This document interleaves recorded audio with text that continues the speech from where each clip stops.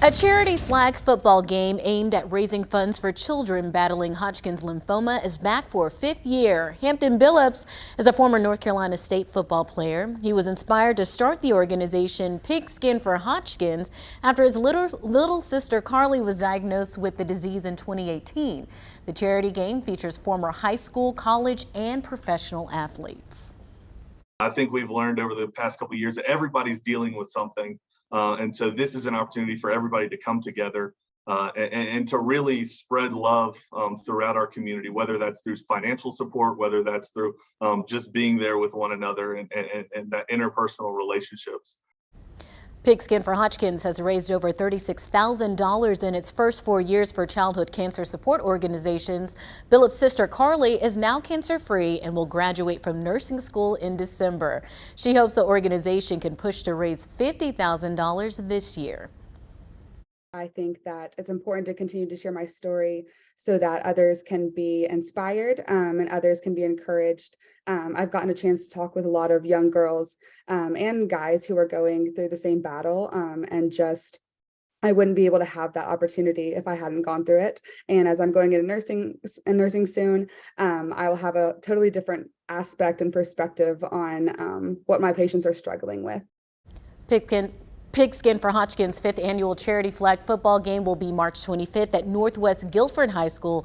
Gates open at noon and kick off at 1 p.m. Organizers are asking for a minimum $1 donation at the door. Reports show roughly 6,000 to 7,000 new cases of the disease are diagnosed in the U.S. each year. And among the adolescent cases, most of those are teenagers.